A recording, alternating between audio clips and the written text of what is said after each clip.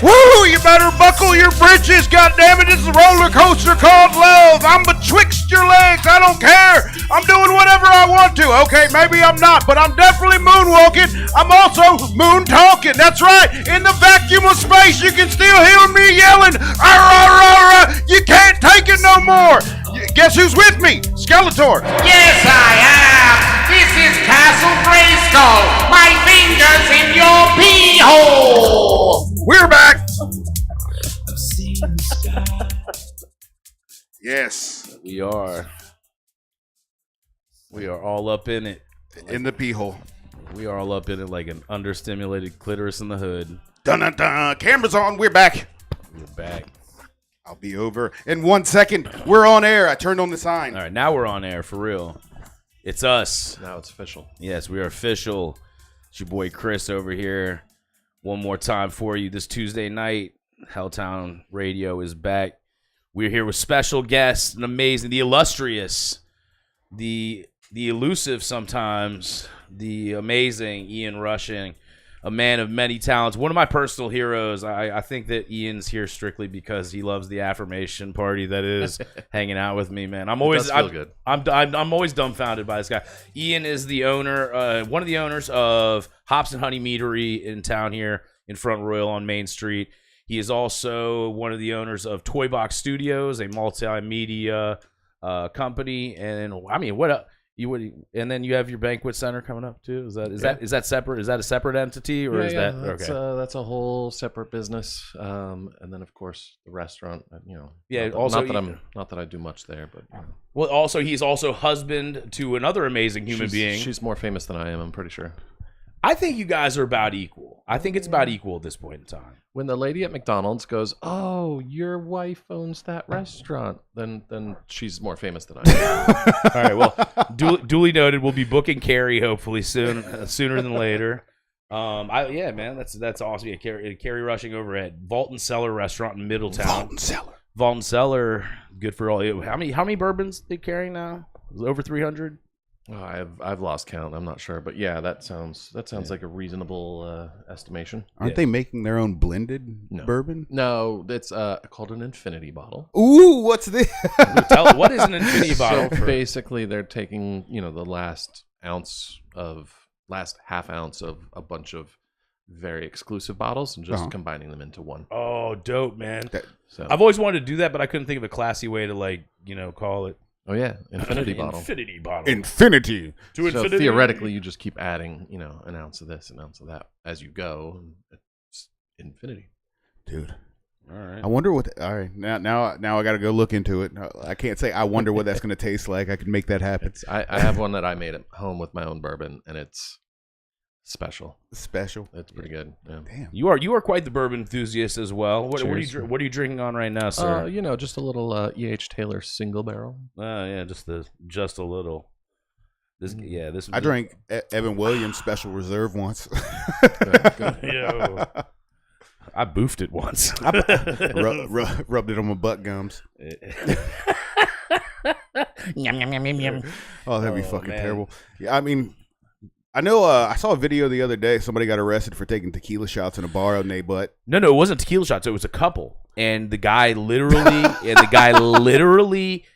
puts a margarita into it. I'm not, and you can't tell from the video.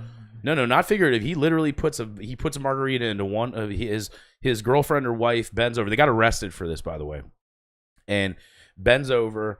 He gets the drink inside of her somehow, and then she expels the drink, and he drinks it from her bottom at the table. There's a security. Ew. Yeah, you can look it up. It was called, the name of the restaurant was Rodeo. I think if you just look up like Rodeo margarita in the butt or whatever, I don't know. But anyways, we can't digress this early in the show. I was telling Ian outside, that escalated quickly. Yeah. I told Ian outside that we like to start off informative and founded. So Ian enjoys bourbon, but Ian produces mead. Yes, mead. So could you explain to us what is mead for the people out there that don't know? Well, nobody knows. Is it a wine? Is it a beer? Nobody knows. Just like cider is classified as a wine technically by both the federal and state government. honey wine or mead is also classified as a wine. We just get to have more fun with it. We're not limited to varietals of grapes. We have honey plus pretty much whatever else ingredients we want aside from grains. Can't use grains because then it would be a beer. But then beyond that, we have different varietals of honey. So if you want to add orange blossom honey and get a nice citrus flavor, it all kind of combines. So we have a lot of fun with it. We just celebrated 4 years this spring. No kidding. In business. So that's 4 years, and that's when you guys started at your original location. April 2020. Yeah. Good time. Oh, wow. Good job, man. You really like a challenge. In the thick of it. Yeah, I wouldn't say we planned that by any means. It's something that you put years of planning into, and the timing just worked out that way. Yeah. Alcohol sales were up during COVID. Oh yeah. You don't say. Here we were a brand new business opening during COVID, so like the local support was through the roof. Like, oh my gosh, we got to help these guys. And it worked out really well. I mean, within the first year, we moved to Main Street. So, and then it was quite the glow up, to be real, man. Y'all were well. Then I mean, within 2 years of that, we just bought a 60-acre farm. So even bigger glow up. So what's the farm for growing the things you need, or is it just... it's we don't ever want to leave Main Street. We love our location on Main Street, but we're looking for a future home, forever home. So there's a barn on the property now that we're going to turn into our production facility. There's a house, the Money Pit, was built in 1861 and has needed exponentially more work than we thought it was going to need. So we're trying to get that up to the point where we can rent it and turn it into a wedding venue and basically do all the things. It's kind of funny. I had a random meeting with a couple of people with the county the other day, and I in the meeting literally said, "There's so much room for activities." And then I had to bite my tongue and not laugh that I just told a bunch of county officials line from Step Brothers. So it would have been awesome if one of them responded and be like, "Yeah, I dragged my balls on it." Did we just become best friends? Exactly. It's a waiting game. Yeah. So, how did you get into the mead game? So my day job, I own a video production company, and was up in New England, Portland, Maine, for a business trip, and was looking for a good place for lunch because there's really good food up there, and was driving around town and had a business call I had to make. So I drove past this place. They've since closed, but it was Honeymaker Meadworks. I was like, that looks interesting. I wonder what that is. I drove around the block and pulled in there, took my meeting, went inside and did a flight, and they were like, oh yeah, it's like $7 or whatever. I was like, okay. I thought it'd be like 2 or 3 samples, and it was I was drunk before lunch, but all of the flavors were fantastic, and that was really my first experience with mead. Years later, my brothers, so it's myself and 2 of my brothers and Jake that own the place. They were both in Alaska at the time, my brothers were, and one of them really wanted to get out of Alaska. The other one was happy as could be there, but they talked about starting a brewery someday. And it was right around the time my wife and I were moving out here. She's from here originally, but she was moving back out here. I was moving out here. And I said, hey, well, what do you think about moving from Alaska to Front Royal, Virginia and opening up a meadery with me? And they were like, oh, a what? I don't think they'd ever heard of mead at that point, or certainly not had it. And here we are. I mean, they both had the brewing background. I had more of the marketing background. And together our forces combined. Like Voltron and shit. Yeah. Yes. What part of Voltron would you be, you think? They might be listening. I don't know if I want to. So who? Well, give your brothers a shout out by name too, man. You gotta give every. Yeah, we got Isaac and Adam are 2 of my. So we're 3 of 8. I don't know 3? If you know that. Wow. Yeah. God damn, the grocery bill on that fucking house. Not Catholic, just Alaskan. Well, you need that so you can fight polar bears and shit, man. And stay warm. Team. So you're from Alaska originally. Mm-hmm. Man, there's so much, man. We're about to go down. We're going to go on the in-rushing roller coaster, everybody. Well, before we go too far, if I can interject, we're doing a really big thing this year, and we're super excited about it, and I really want to get it out there while people are still here, not too far in. Oh man. So if you've never heard of a beer mile, or if you have heard of a beer mile, basically you chug a beer, you run a quarter mile, chug a beer, run a quarter mile, chug a beer, run a quarter mile, chug a beer, run a quarter mile. Yeah. I think I mathed that right. Basically, you run a mile and you're chugging 4 beers. And the world record time. Do you know what the world record time for a beer mile is? Take a guess. 5 minutes 30 seconds. Nope. 8 minutes. 4:28. 4:28. That's like. I couldn't chug 4 beers that fast. I don't think. Good Lord, man. Was it like a Kenyan that can deep throat or like No. Do you know who holds that some record? runner? I mean, you got to realize in 4 minutes you're That's not getting drunk off of that. Like it's still processing. It's barely into your belly yet. Yeah, but then when you stop, about 5. So anyway, we're doing a mead mile. All of the proceeds are going to Movember, which is a big organization that we've always supported every November. So we're pretty excited to be doing this. We are applications are still open. I think the early bird rate goes up at the end of August. So okay, if you want to just come drink mead and walk a mile, you can do that. If you want to run, there will be awards for the top 3. I believe the top 3 in each men's and women's. I know my wife and her friends have already all signed Have up. Yeah. Oh yeah. I think it's a lot more. I don't know if you know this or not, but it's pretty popular. Well, there are a lot of people talking about it. We had this pretty cool ad that we did. Yeah. That got a little bit of traction. So, but there are still spots. We are also still looking for sponsors as well as vendors. So we're doing a whole festival. Our goal is to have live music, other alcohol vendors down there. I think right now we have Eavesdrop Brewery. Okay. I think they're on board. We're talking to a few other places. I know we've got a food truck or 2 lined up. So we're still kind of early on in it, but it should be a good time. That's badass, dude. So where can we find out information? Where can we find out information as runners? Where can we find out information as vendors and sponsors? Sure. All the same place? Brewworks.com. Okay. Or go to our Facebook page. And, I mean, you should go to our Facebook page and follow that anyway. You should see this. You should see the trailer. It's a great trailer. It's a spoof on Hot Rod, which is one of my favorite. Yeah, one of my favorite movies. It actually stars one of our alumni or last week's show guest Chad the Claw Kinsey. Shout out to Chad. He was sitting right where you were sitting. His testicles were actually. I smelled something. Yeah, exactly. That was that gentle cheese whiz smell. Is the remnants of the claw here. Yeah, he was here last week. He guest stars, and I'm not gonna say he stars. Guest host, something, man. But it's actually really well done, man. It's funny because I appreciate it. No, it was fun. It was I mean, my goal really was to hope that Andy Samberg would share it, but we took that Hot Rod trailer and basically parodied it. Some scenes shot for shot.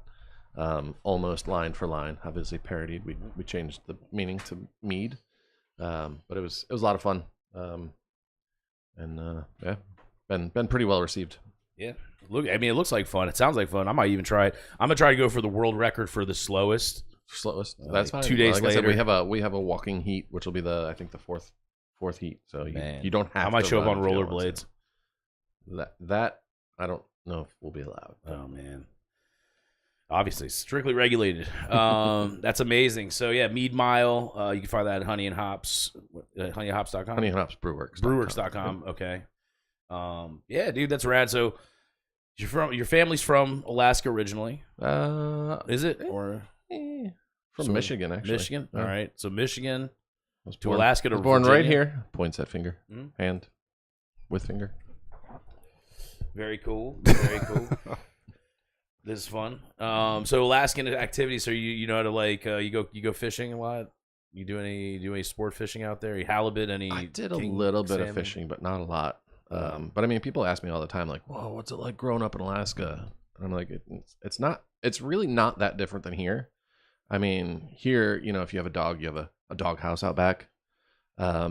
For us, we just had our pet penguin in a little igloo out back. So it's pretty much exactly the same.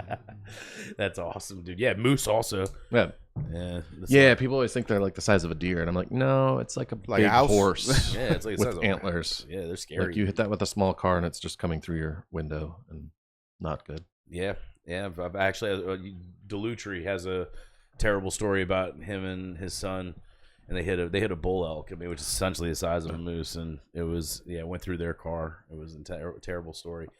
But that's fuck. Yeah, right.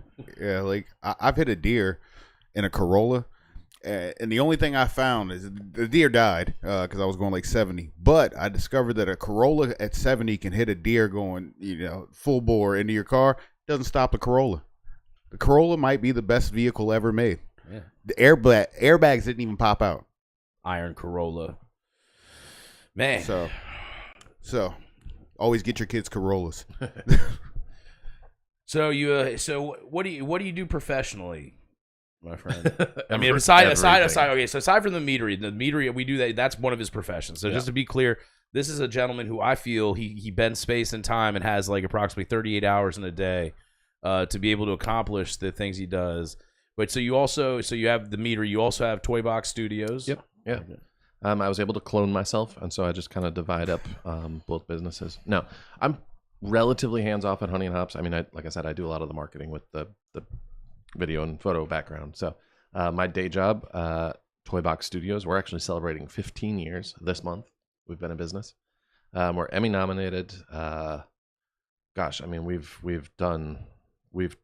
traveled the world. We've done everything from weddings to heads of state funerals in the Capitol, exclusive access. Like living in DC or near DC has given us a lot of opportunity to do some pretty fascinating jobs. That's really awesome, man. So did you have a background in broadcast before? Okay. Yep. I took a. I know that, but I have to ask that question. I know. I don't know how much of this you actually do know. I was homeschooled all the way through. I don't know if you know that. What? Yeah. No shit. Yep. All right. You're so well adjusted though, and you're not slutty. Well, JK. Anyway, so there was a vocational school that I went to my senior year, and I took a radio and television production class. So as a second semester, I got to go on the job training and started working basically for free at a TV station in Anchorage, Alaska. All right. And at some point in there too, like my teacher hired me to help him assist on some jobs. So I basically, my first paying job working in video production was over 25 years ago. Man, so you didn't choose the life chose you. Life chose me, yeah. That's fantastic, man. And that was and so you did that, and did you find yourself, I know we share a common interest and a common love for the puppeteering of Jim Henson, and the art of Jim Henson, I would like to say. And did that you took it a step further than I just like it, and I collect Kermit. I got a bunch of Kermit shit in my house. That was what got me started, really. I mean, I've kind of always loved storytelling, but really the Muppets and Jim Henson spoke to me so much in my early years that I was like, I want to be the next Jim Henson when I grow up. And he did a little bit of everything. He started working in TV. So I was like, all right, well, I'm going to learn a little bit of everything. So that was why I started taking the radio and television production class. So after I graduated, after my second semester going on the job training, they were like, can we hire you? We want to hire you. And I was like, no, sorry, I can't. I have to go do a puppet internship this summer. And that was that. I ended up touring the country for 3 months, performing professionally with puppets all across the country. So that's really, really awesome. So that was kind of where my Jim Henson peaked, but then after that you came back. I was supposed to go to college to get a degree in puppetry, believe it or not. Okay. University of Connecticut back then. I don't know if they still have it or not, but at one point they had basically a Bachelor of Fine Arts with an emphasis on puppetry, and I was going to get that. But then I ended up touring and then went back to Alaska, worked at the TV station. And gosh, we're doing a deep dive. Yeah, man, we're going deep, man. I'm one of your biggest fans. I don't lie when I say one of your biggest fans, bud. I appreciate it. No, I worked at the TV station for a few years. And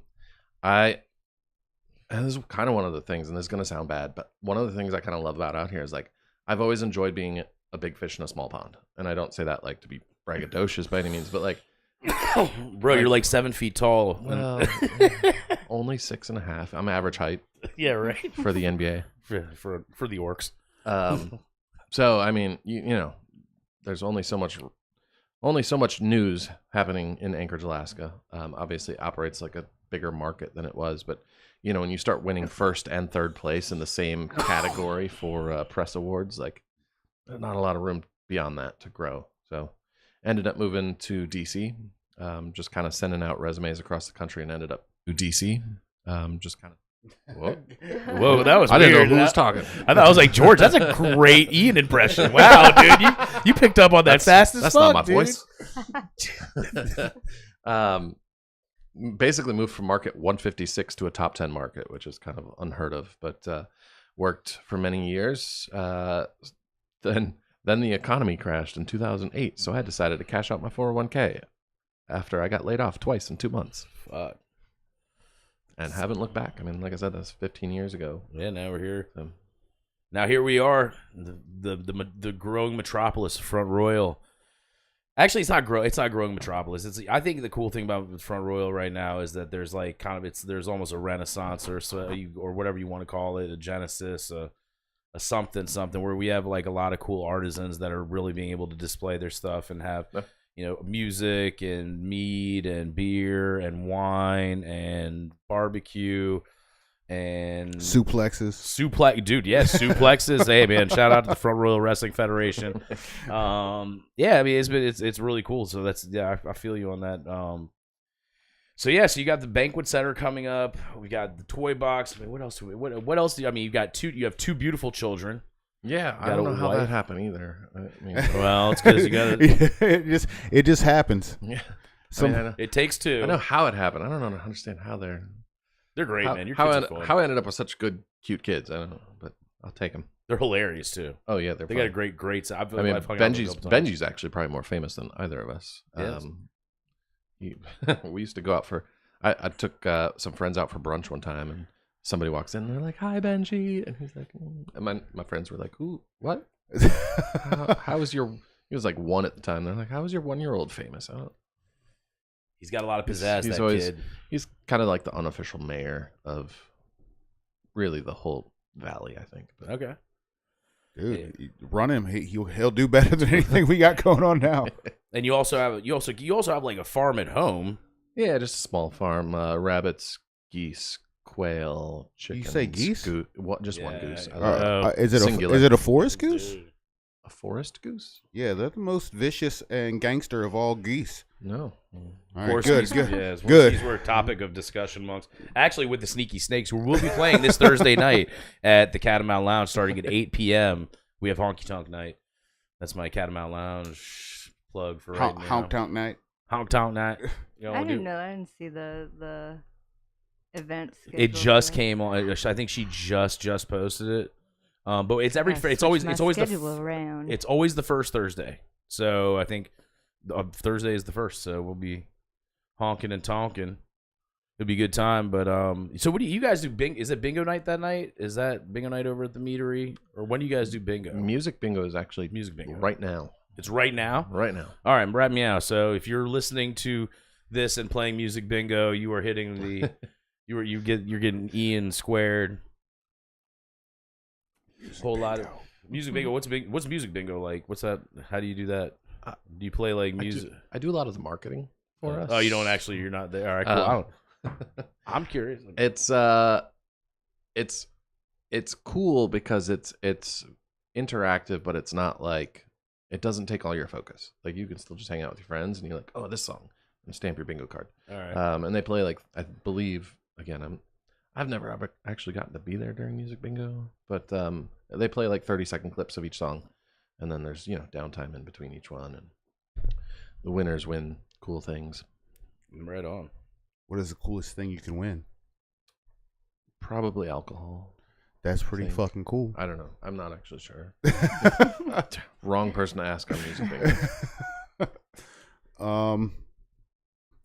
Hey, Lita. By the way, hey, Lita. Sorry. Lita snuck it, just in case you were wondering. I was late. She didn't just vaporize before your very eyes. She showed up. You weren't late. You're right on time because you're here. It's you're month with end, us. guys. I've had today was a hell of an audit day for me. So I feel like my eyeballs are gonna fall out of my skull if I look at another math problem again. So yes, I feel you. If I look at just one more math problem myself, I haven't seen one in like months. I will probably do the same thing. Oh man! Well, welcome back. Thank you. How you doing today? Besides, I'm really tired. You're really tired. Yeah. Oh man. I have to find a way to get lucrative because I'm tired of making money for someone else. Like Well, I see these numbers and I'm like, by the end of the day, yeah, I get a little tired. So, anyways. well, welcome. Hello, I'm Lita. Hi. Nice to yeah, meet Lita, you. Ian, Ian, Lita. You guys didn't get to meet before, but Yes. or I don't know if you guys have ever met. I don't No, think so. I don't Again, think- here in the South Park of Front Royal, where everybody seems to know or relate. They're like, "Hey, man, that's my cousin." What are you talking about? That explains a lot. Yeah, yeah. Cousin fuckers. Well, that was actually yesterday we were in front of Karen Singh. He's a local comedian. Well, he's not a local comedian, but he's cool. He lives up in lives close to DC, but he comes out here like once a month or so, and he comes to our open mic at the Catamount. And the guy's fantastically hilarious. Like he is really big energy, and he like commands the room. And I wasn't planning on doing any jokes, and they showed up, so I couldn't look like a pussy. So I had to like peer pressure go on after him, which was like awesome and terrible because he had the crowd like real primed. So I only had to be like 3/4 funny, and it worked out terrifically. But shit, where was I going with this, man? This is my hitting. But man, what were we talking about? The Your homie, Corinne. Shout out to K Swizzy. He also goes by K Swizzy. K Swizzy. I think it. Oh yeah, so started he with came. Cousins. So he came out. Yeah. So he came out. Sorry, man. So that he. It took me a second to get back Yo, to it too, but I was I'm like, smoking I on some. think- I'm smoking on cheetah piss right now. That's the name of this strain, Ew. and it is fantastic, man. Whatever it is, it's great. Sounds lovely. Oh, it is. It tastes even better. So, anyways, we're talking, and there's a gentleman there who goes by White Chocolate. White Chocolate, just to preference everything. He did he did open mic last night. He closed us out doing. He's saying, "What's that? I like my coffee strong or black, and I like my whiskey straight." You know that song that's really popular right now. Yeah, he did that through his phone on the microphone, and he's a very interesting gentleman. And he was up front. He's like, "Oh yeah, man, my cousin's up in Northwestern." And so Kay Swizzy, who's like, he's from Northern Virginia, he's like, "Oh, he went to Northwestern?" And I was like, "Well, out here that has could have two meetings, like." Had to explain to him about Northwestern, the psychiatric institution out here. I was like, some people graduate from both, though. You never know. It's good. So the open mics, how have they been? I haven't been to one in a little bit. Yeah, dude, it's been a bummer not seeing you there. And we were talking. I think Ian's gonna have to come check it out sometime, but we're not gonna talk about anything else. But it was the open mic has been awesome because it's developed, it's cultivated its own regulars. So we have like a good set of people show up. Obviously we got Brian Sargis. He's there to open. He always opens us up with his brand of one-liner comedy, and then Chris Bishop, of course. Another alumni of the show. Shout out to Chris Bishop and his 55 bands. And then he always he's a good MC and a host, and we have some people that come out like Joe Martin, another one. Professor Diddlefingers is he's I heard he's playing at somewhere in Strasbourg or whatever. It's like Metallica to Mozart. It's like I saw a ad for it. Yeah, there's an ad for it. If you guys don't know, go check it out on Joe's Facebook pages or JoeMartinGuitar.com. Yeah, he's gonna be doing this. He's got 3 days in September. I think it's like I gotta look at Kelly just bought our tickets today. So we're gonna be going to see him. But yeah, so he plays, and we do. I go up and tell some jokes sometimes, and we had that's how I met homeboy Ryan Daniels, the magician. He came in and did some. He's been our first magician that's been on. So it's been cool. We had a couple out. Remember the couple were you guys there with the couple that came to the 4th of July party? They were like a little bit older, like she had very short blonde hair. There's so many couples there. But she was like, they stuck out a little bit because she was like, they were a little, it's like maybe they were like their mid 50s. They had she had very short blonde hair. He was a younger Mexican gentleman or an older Mexican gentleman. Anyways, long story short is they ended up coming to the Catamount Lounge last night, and their daughter came and performed. They have a vacation house out here, and that was cool. And they were like, and afterwards they pulled me aside. They're like, "Yo, this is like actually really talented," because you go to a lot of open mics and it could be some shit, but we have people. Brendan Edwards showed up last night, which is fantastic. That was really, really cool.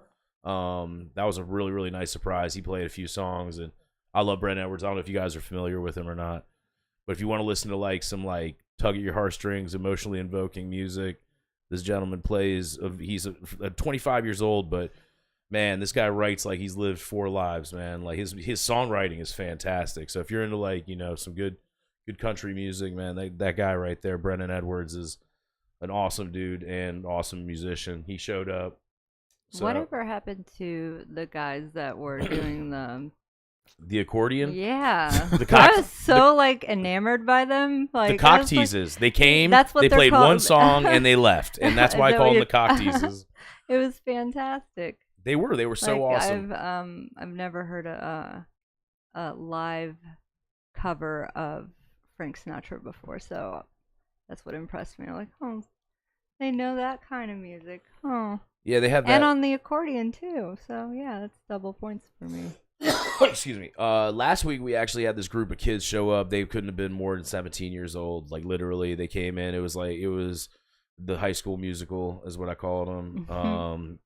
They came in and they played some music. That was cool. Except for they trashed the back room. They left so many Hershey Kisses wrappers back there. I was like, yeah, kids. you little shit. But I mean, they kept talking over Brian, all right? Like, and I get like pissed when people talk over Brian because it's like fucking rude as shit. But there were some musicians there that were doing it too. So if you were listening musicians and you know who you are, don't do it again.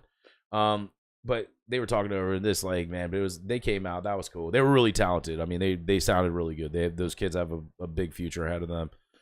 But yeah, it's been fun, and I think it's formed like this. The camaraderie that's been formed there is really cool to see too. We have a lot of people that have formed friendships there, and some romances, some trysts, if you will. It's sort of like, it's almost like a soap opera sometimes. But yeah, good times. We do have the Sneaky Snakes this Thursday. Karaoke on Friday with Jan. Who else do we have on this? I gotta look on Saturday. I'm drawing a blank. But good lineup. Trivia on Sunday nights with Brian. And then of course open mic Mondays. I've been wanting, like, I went like maybe a handful of times, and I just don't have like the confidence to get up there in front of a bunch of like strangers. So I think if I What would you do? I actually am really good at storytelling, and I have 2 stories that I wrote. I actually had Songbird read them, and she thinks that I should refine a little bit and just kind of like memorize my stuff instead of just reading, and go there a few times so that I'm comfortable talking in front of, because right now it's fine, but when it's like a giant room of people, I'm like, yeah.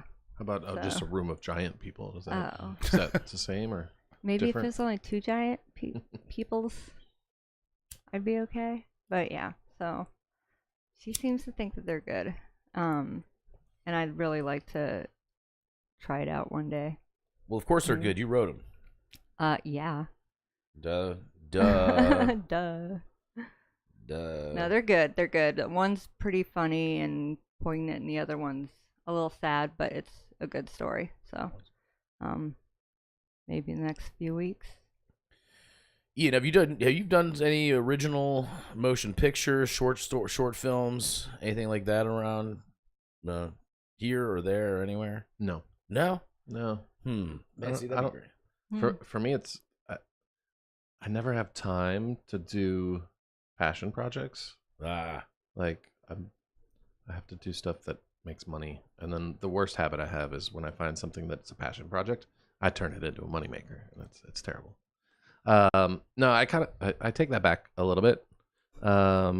If you ever go on Roku and search Down the Hatch, you might see a show that stars me about drinking. Down the hatch. So you was on Roku? I'm on Roku. You're on Roku. Somewhere. Oh wow, man! You should look that up, dude. I could put it on the TV, but it's gonna fuck up the chandelier because we bought it off Temu, and this Roku remote Also controls the light. Yeah. Shows the lights. it does quite hilariously. It took us I think we were watching a movie, and you said turn the sound up, and then it kept changing the fucking. That's I finally it just dawned on me. Wait a minute, do that again. Press it again. Well, this is a surprise. So what was Down the Hatch about? When was it? Show When was about it? drinking. All right. The very first episode was actually about Front Row Brewing Company, now Vibrissa. Yeah. There's a total of 4 full episodes. How long are each episode? About 30 minutes. 30 minutes. Okay, and Little less than 30. So it's about drinking. I mean, like, what about drinking? Because drinking could be about a lot of things, sir. So it's more about like the story behind the business, behind the craft, etc. and really just it took my passion for alcohol making and consuming and my passion for storytelling and kind of combined them. I can dig. That's what I do this for. I was kind of hoping you were going to be like John Taffer and come in and tell people about how they're like, this whiskey shit. No, it's dirty here. We do shotgun mead at one point out of cans, so that happened in one episode. What's the average ABV on a can of mead? I think it was like 5%. It wasn't anything crazy. I thought it would bummer, be man. I was going to be like one of those 12 percenters. Still, we were on busted.com subsequently following. Dun, dun. I mean, I've chugged those before. Speaking of, did you see those like the cops? They had that lady. Man, they had that lady pulled over here on Commerce. What happened? Up. Oh, I don't know. They had like four. They had 4 units on her, and she was dancing the Tweaky Deaky. So yeah, it was wild. I just kept seeing posts about the cops on the bridge today. There were cops on the bridge today. Yeah. Yeah, like Everyone was 522 before, like they said, from like the Sheets all the way to the Walmart, it was backed up or some shit. I didn't see it. I went the opposite way as soon as I saw that post. Yeah, I didn't see it either, but I saw many posts about it. But no ladies dancing on Commerce. Damn, man. Yeah, it was wild. I was pulling up. I was like, oh shit, dude. Chris knows about everything. We do have a music submission. Oh, really? All right, what do we have today? This is from somebody named Miss Z. We got this in the inbox. I actually haven't had time to listen to this one. Uh-oh. So this could be good kidding. or bad. They're probably listening right now. It's called Helltown Girl. All right. So, All right. let's see. Helltown Girl. All right, dude. It's not where I thought that was going to go. I'm moist. Chris is excited. Big girl, small town, looking for the best way to get out. Big dreams, small minds, pay attention to my words. Spellbind, stuck in the matrix when I need man. Hella I'm into brave, good this. sex and all the basics. Not two faces, fake or stank glazes. The good life, peace and love, that's the basis. But I'm about to head out. I done played the victim long enough, it's time to reroute. I'ma hit the ground running, see you later, I bounce. I'm just a Helltown girl, readjusting her crown. I say, I am just a Helltown. I know what our new introduction song is. That is, or I know, no. I'm sorry, not ours. But anytime we introduce Lita, this is like, What? yo, you're the Helltown Girl. This Come on, totally man. doesn't match my personality. Yeah. It doesn't, but it doesn't sound like Joy Division. But it's Yeah, it the doesn't word. sound like fucking punk rock. What the hell? You know what's punk rock? Not having punk rock be your intro. I I don't would- know about that. All right, fine. It's gonna be mine. I'm gonna be the Helltown Girl. I don't give a shit, dude. I heard the most interesting artist over the weekend that I'd never heard of before. Richard Cheese.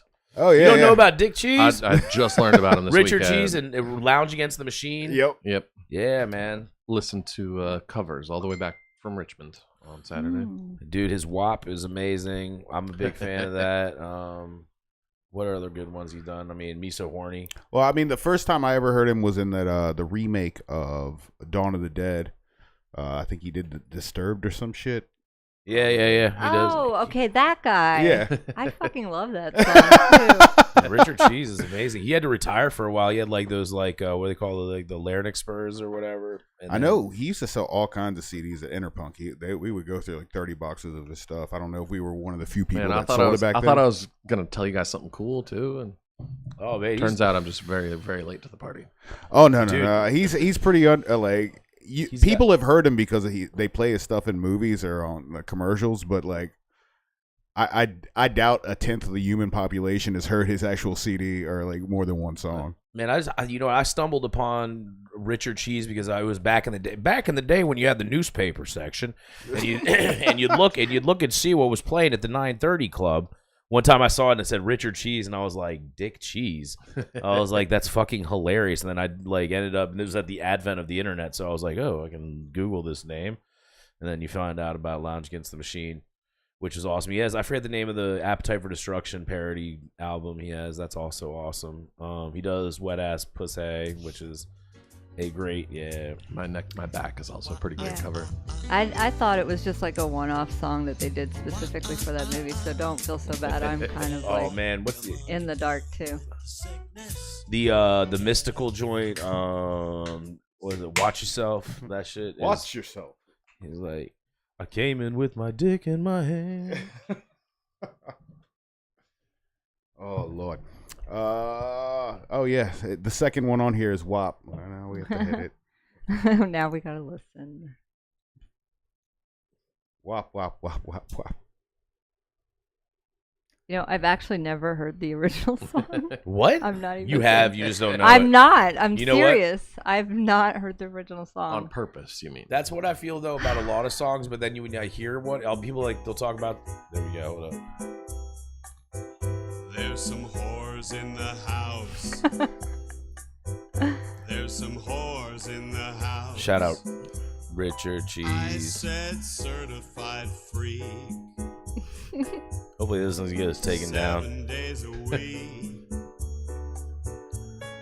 Wet ass pussy. It's Make good. that pull-out game weak. There's a dude out in Winchester who does karaoke, but he has the sort of same persona. He goes by Buddy Blackstone. He recently took down. He's changed all of his social medias for some reason, but that dude's fucking hilarious. He's got the Richard Cheese vibe. He shows up in the lounge outfit and the sunglasses and the whole nine, smelling like Dracar Noir. Dracar Noir and Summer's Eve. Ew. Hey man, that's just his breath. But Musk. Oh, dude. So. any oh, current dude. events? Do we have any current events to talk about? Anything? Well, I mean, of course, Some we meat could might talk about happen. politics, but we're not going to. Cause we should talk about the we're- Corey Feldman concert. Oh yeah, so you guys went to fucking Limp Bizkit. Man, it was Limp Bizkit. It was Limp Bizkit. Limp Bizkit. Man, Ian's like, shit, I gotta listen to this again. I heard this story. And Ian's already heard it. I just practiced on you. I was running my lines, man. It was an awesome show. John, we went. It was an awesome show. We went as a group of middle-aged, cool guys, and it was definitely it was Corey Feldman opened, and Corey Feldman the shit out of it. Like he stopped to be like, oh, my guitar's not up enough, my vocals aren't up enough. I'm sorry, this sucks. Like. That was weird. I think the weirdest part was it was the Loserville tour, and I guess they were poking fun at everybody kind of being a little bit like you had Riff Raff, and I forget what the other name of the other MC was, but they did like Zoom call meeting, like that was their they have the monitor, like the big monitors everywhere. They would MC it from backstage, and they would be like, oh, and you could just tell they were running a script. They would do that same video at every venue, and then they come out. They did come out. Each one of them did. Riff Raff came out and. He lip-synced one of his songs, literally lip-synced one of his songs for 3 minutes and then ran off stage. It was extremely underwhelming. And it might not even have been Riff Raff. It might have been Ian with like cornrows with a cornrow wig. It was on. Raff Raff. Oh man, I don't know. That's my other clone. It didn't quite turn out right. Nobody's ever seen him at the same time. Yeah, right. That was like the one that went rogue. It got a little albinism and went crazy. But yeah, dude, it was a very interesting show. It was I think that the music was good. I think that I think it's interesting to see that people on a smaller scale are able to put out a product that has the equal or greater quality than these big shows that I've seen. Like I've seen shows at the Monument and at Bright Box and at Blue Fox and at Pavement and at On Cue and at the Catamount. That I think that the sound quality was probably, not granted, it's not on that grand of a scale, but the levels and the way that the quality of the performance and the quality of the music, it was equal. It was cool. There was this one dude I learned about, No Face Nate. If you don't know who No Face Nate is Nate's this dude. He reminds me of Mark Ribeillet. And Mark Ribeillet and Serge Tankian like mix, like he just comes out and he does the one man band, synthesizer thing, Looping stuff. Yeah, he loops stuff, but he's like hardcore, like it's like much more industrial and like heavy than Mark Ribeillet, but he does it same principle and shit. That was a fun show. They had this rap group Bones, which the guy looked like Trent Reznor and like sang and acted like Trent Reznor. That was interesting. We had to ask the young people sitting in front of us. Like I was like, "Hey, Junior, can you come here for a second? Can I ask you a question?" and did that. That was fun. And then Limp Bizkit came out. Where were you for all of this? Down in the mosh pit? Yes, I was in the mosh pit. I was in the wild hog section, as I like to call it, which was the upper left side as the top of the tippy top of the lawn, in lawn chairs, rented lawn chairs. Thank you, John, by the way. That was very nice of you to get those for us. Yeah, charge for lawn chairs now? You can rent lawn chairs up there. What is the going price for You'd have to Google that, man, because John surprised us when he got him, so that was cool. It was a good show. But I will say that, I think the local artists around here are doing just as well, if not better. So good job, guys. But I'm trying to think of funny stuff that happened there. I was hanging my arm out of the car on the drive out, and you know how traffic is in and out of the thing. And this guy comes up, and him and his girlfriend are being lovey-dovey, and he looks over at me and goes, "Hey, I love your sleeve, man." And this dude's it's you two combined in size. And so he grabs my arm and just gives me a peck right on my forearm. He's like, and that happened. I have 4 witnesses to that. And then so we're driving, and then John's He's trying to fuck your arm, bro. Man, he doesn't have enough money. All right, I can tell you. What would it take for for somebody to for a gentleman of that size to have sex with my arm? It's going to cost him it's going to be a cold $50K. Cold $50K. All right, like I'm realistic. All right, I'm not gonna be one of those people who's like, oh, it's gonna be $70 million. I'm like, no, look, I know what people can afford. I know what I still think the price too high. He's not entering you. He's just rubbing on you full. Yeah. 20 is a 20, man. Yeah, right. No, that was fun. And then we were driving out also, and I was in a kilt, by the way. I forgot to mention this. I wore a utility kilt. I looked like Thrash and Mosh from the Headbangers in the WWF, and so I was like, and John's like, yeah, I bet you can't find a bag of potato chips. I was like, oh yeah, watch me. So I ran out and I just grabbed one of my spare beers I had left, and I see this people that are tailgating, and there's a bunch of soccer moms. I was like, I know these bitches got snacks. And I pull up and I'm like, hey, I was like, y'all look like people that have some potato chips. I was like, I want to trade this beer for some potato chips. And they were like, and then they're like, and the 2 guys are like, hey man, what are you coming up here trying to do, man? And I'm like, I'm here just for potato chips. And I just want the tighter chips. Yep. And I was successful because then the quiet mom that had smoked a couple of blunts, listened to Limp Bizkit, all of a sudden she comes all sheepishly, she walks to the cab of the truck and she comes back out. She goes, here you go, man. This hooks me up with a bag of potato, or not a bag of potatoes. She had a bag of potato chips, but she was like, I'm not going to give you this whole bag because it's this big. She's like, I want to eat some. So I had to get some I got some paper towels, and she gave me half the bag of potato chips, and I showed back up with the potato chips in our car. And you just come back with loose tater chips on a napkin. Yep. I have returned. I returned triumphant. All right. I went out. I was given a task. I accomplished that task, and we all got to bask in the glory of the fruits of my labor. You were a potato chip Frodo. Yeah, it was tight. That was fun. I don't know if you saw on my Facebook post my upskirt shot. Oh yeah, you showing the world them cheeks? Yeah, I had to, man. Them sweet cheeks. They were sweet cheeks, man. That was fun, but yeah, I heard about Limp Bizkit, and dude, Fred was definitely he was rolling, dude. I just thought that was the name of the photo. That was actually the band. It was my band's called Semi Scone. Semi Scone is right, chomp. Yeah. So can you bring long chairs there, or no? You got yeah, you can bring in chairs. What? Yeah, you can bring in there. They had I think you can. I saw people bring in their chair. There's so long as it fits in a clear plastic bag. Yeah, you can. I think you can. And it's got to be they this did thick. have you could bring. I think you could bring in certain things if it was. I feel like that's something they would allow. Water. I haven't been there in a little while. I don't know. Whatever. I don't worry. I bought I bought 3 beers, and I had to sell a kidney in the parking lot to recuperate afterwards.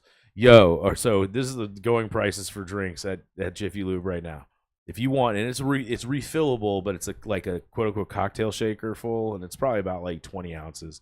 It's $28. God damn! Oh wow! It was $21 for a beer. It was $18 to $21 for a beer, and then it was $11 for a Liquid Death.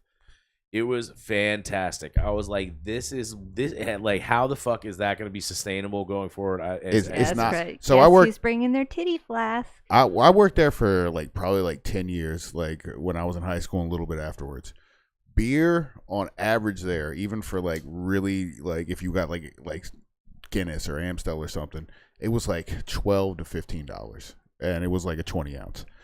And like regular beers were that like was a lot. Yeah, that was a lot because we paid, I want to say $36 a keg, and a keg has 200 beers in it. Yeah, dude, you get like I know what wholesale beer. I mean, we both know what wholesale. We like both of us That's are very insane. well. Yeah. I'm on the hook for a show that I really don't want to go to, but What show?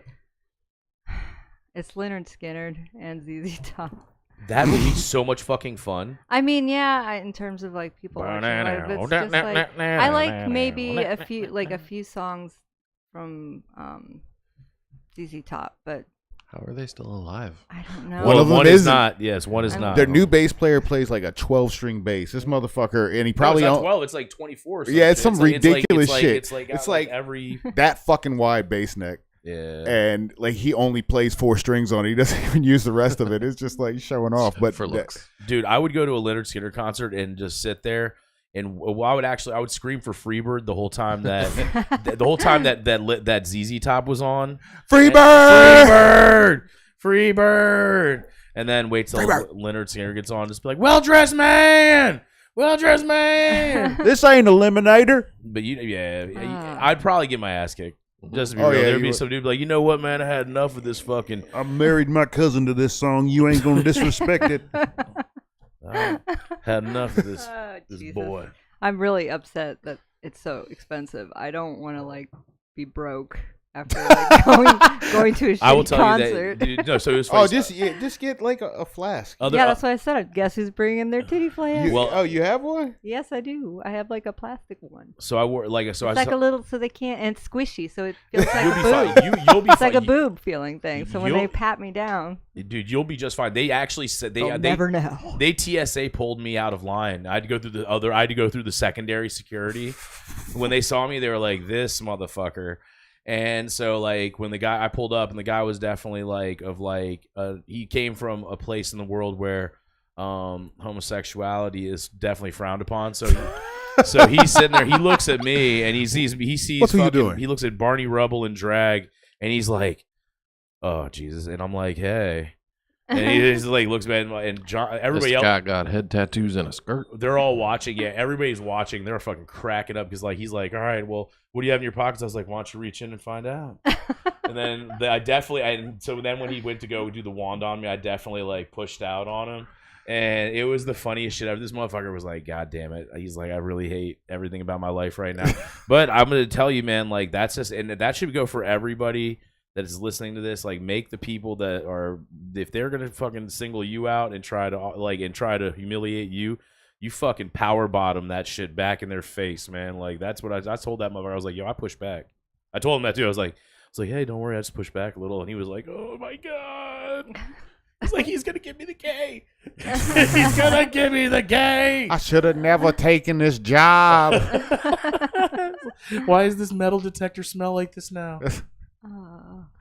Ball sweat is the answer, everybody. Yeah, I haven't been to a concert at Jiffy Lube since Wu-Tang and Nas played. Yeah, that's the last time I Not went. much has changed. Yeah, like that venue is pretty wild. Like in terms of when I worked there, I remember one year at Ozfest, people were so drunk they shut down beer sales at 4 p.m. And then the hill, it was raining that year, so the hill started getting really muddy, and people were falling down the front of the hill onto the concrete walking path in front of it. I remember that. I was there. That hill is steep as fuck, It's man. steep and it's eroded or moved a bunch. So if you notice the stairs at the front, even when I worked there, they started leaning forward because the hill is pushing into it. So the stairs are at this weird angle. So you will bust your ass if you're drunk and they're wet. People were propelling into the wall. It was awesome. Like they're sliding. They're like, it was the coolest thing. Yeah, I'm sure a lot of people got hurt. But during I the don't summer care. when it would rain, if it got bad, water would run right down the stairs, down the field, down the stairs, and it would there'd be water rushing down to the pavilions. So they definitely didn't do that hill correctly. Ian, have you been to a show at The Nissan Pavilion, or the I was Jimmy Lou? literally just thinking about the first show I ever went to see there. Was it a Nissan Pavilion? Josh Groban. Nice. La, man. la, That was a different life. Man. That was a different life. So. Maria. Josh Groban's son. It was a heel rocking good time. I saw Kenny G there once just because we were working there. And this motherfucker blew a single note for like, I want to say like must have been like 7 minutes. He was just like, and people were just sitting there watching him like, this is the greatest thing ever. He was just farting, actually. Well, I think he had set a Kenny G's fart Guinness. sound. I think he had set a Guinness record for longest sustained note, so he would do it at his shows after he did that. And it was like, who wants to fucking like? That's like if Hendrix came out was like, here's my next song, ding, Pootie Tang, dude. It's like really long. Just to be clear, I've seen other concerts there since Josh Groban. Okay. But that was the What's your first. favorite concert you've seen there?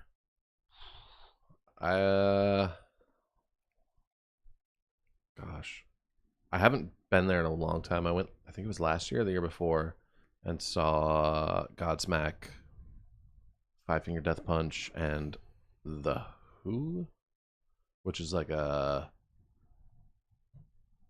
Mongolian heavy metal band oh, the with like throat lots of, singing like, joints. almost like throat singing. Yeah. They were actually kind of badass. I definitely, I think the first concert I ever saw there was Lollapalooza when they had it. And I remember vividly there was a bunch of rednecks gathered around what they thought was like a stripping area. Really, it was like a bunch of transgender people dressed as Shiva, like doing like acrobatic things. And I saw like fucking 20 dudes just staring. And I was like, yeah, you guys are going to have little sexual identity issues in about a half an hour. When somebody's like, That's Guess what? when they get off the stage, they're like, hey, what's up? Oh, But- man. Mine was Ozfest. Yeah. I saw Tool. Yeah, when he was that when he was all in the ballerina outfit or all blue? Yeah. Yeah, I was there. Yeah. I was cool. slanging beer. It was great. That was The a great show. The first show I saw at Nissan Pavilion was, I think it was the Smoking Grooves concert, Smoking Grooves tour. There was that, which is a hilarious ass story because we got lost and ended up showing up there for like the last 2 acts or something. That's a fucking whole ass story. But I did go to the Horde Festival there several years. You remember the Horde Festival? Oh yeah, the Blues Traveler one. Yeah, man, that shit was tight, man. Shout out to John Popper, he's a cool ass dude. He is. I did shots with him one night at Payne's in Leesburg, man. That shit was cool. He came running in after a show and was like, "Hey, man, want to do a shot?" And I was like, "Oh," I was trying to figure out how the fuck I knew him, and he was like, "Yeah, I'm John Popper." I was like, "Holy fuck, dude!" Whenever I see He him, did a shot, and he was like, he bought his shots, and then everybody fucking swarmed him. It was amazing. did he like come in the room and he just like harmonica and then like He just speaks in harmonica. He just comes up and he's like, fortunately, I understand it. you can so, decipher it. Yeah. That means, Lord. Lots of stuff hasn't happened this week, but apparently there's the park fire. They arrested somebody finally for that, like the longest wildfire that's been going on in the U.S. Oh, really? Finally. So what happened? What's the deal? Like, how did like? Please tell me it was another gender reveal party. Yeah, seriously. Please. Was that how the last one started? Oh my god, yeah, the one in California, Good right? God, oh my man. god, I hate those things. Like seriously, like why? Why does it matter? I know, dude. Just love Because your I want to use child. thermite. You want to know why? Because there's an industry behind it. There's people that make a lot of money selling those products. So anytime that there's something you can produce paper products out of, there's people making money. Apparently, this young man was seen leaving the area known as Bear Hole in Chico's Upper Bidwell Park, highly intoxicated before the high-centering fire near his car in the Alligator Hole on July 24th set off a chain of events that led to the fire.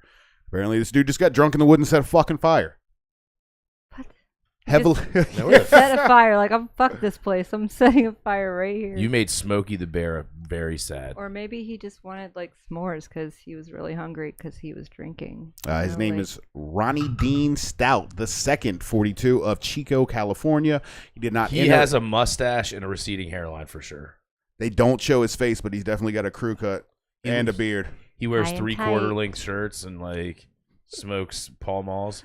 He has 2 prior California, they don't felony have crew cuts and convictions. beards out there. Whoa, what are they? Oh, this guy's a real winner. They should have killed him before. Sex crimes against a child 14 age 14 or younger, and he was also convicted of robbery with great bodily injuries. So Yeah, this fuck drunk, that guy. yeah. Definitely receding hairline. Apparently, he was arrested in 2020 for driving drunk around the same area. He is charged with willful and malicious arson with 2 prior strikes and would result in 25 to life no matter what, because it'll be his 3rd strike in California. I mean, he probably should have got that. Yeah, but I forget, man. They should have suplexed him when he was touching kids. I just feel like there should be a heftier punishment. How are there sex people like crimes this against still? children, Like, how are like- we not? Yeah. How have they not been bred out of existence? How is it not? Because people are fucked up. Oh, Society's dude. fucked up. Like Well, it's we part don't- of environment. It's also part how you might be born that way, but I've been environment has a big part in it. So if you grow up in a fucked up situation, you tend to be a fucked up individual. I've been watching nonstop. I probably think in the past 5 weeks, outside of I've watched 3 movies, and anything else I've watched have either been like a first 48 or first 48 variant, and or I've been watching this one on Hulu. It's the Text Me When You Get Home show.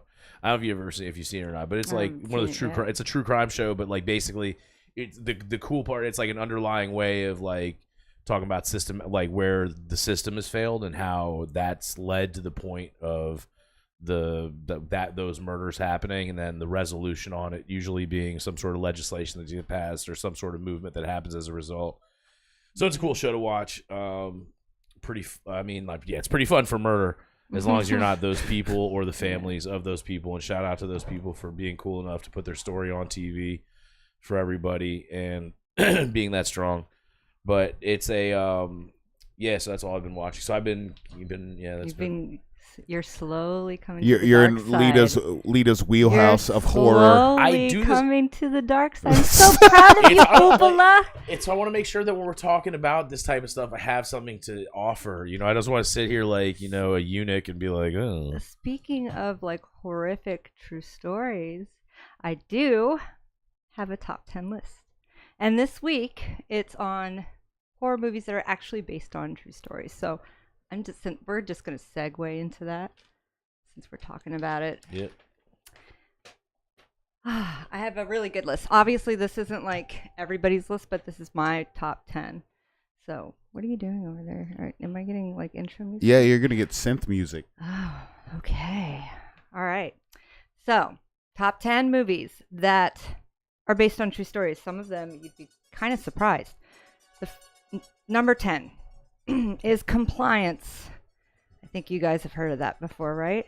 Mm-hmm. Based on the true story of an 18-year-old female employee at a McDonald's in Kentucky who was detained, stripped, and sexually assaulted for on the instructions of a police officer. That actually did happen, and it was actually in Kentucky when it happened. And is McDonald's actually portrayed in the movie? No, Damn but it. it's a fast Damn food restaurant.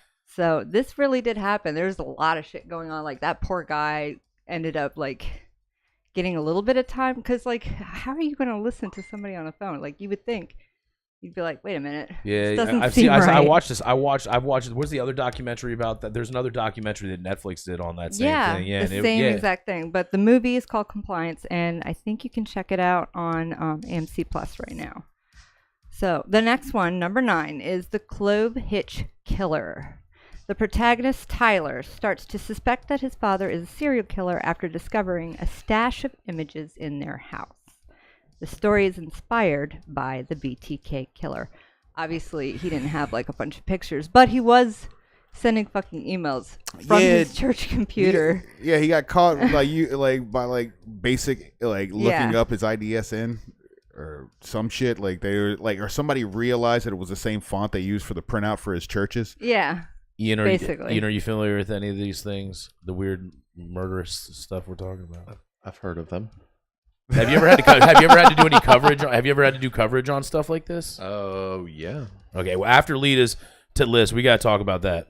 I want to hear coverage. So, number 8 is Monster, one of my favorite Charlize Theron movies.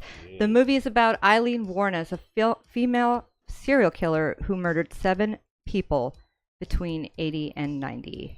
Eileen is played by Charlize Theron, who would later win the Oscar for this movie. I can see why she looked. She gained like 40 pounds for the role, and she definitely looks like Eileen. Yeah, in this she looked movie. like a woman that wear underwear with dick holes in them. She did an incredible job, so much Rosie. so that she won an award for it. So good for you, Oh, yeah, dude. Charlene. That one was nuts because she didn't have eyebrows. No, Like that shit was like she committed. yeah, she truly did, and she did a great job.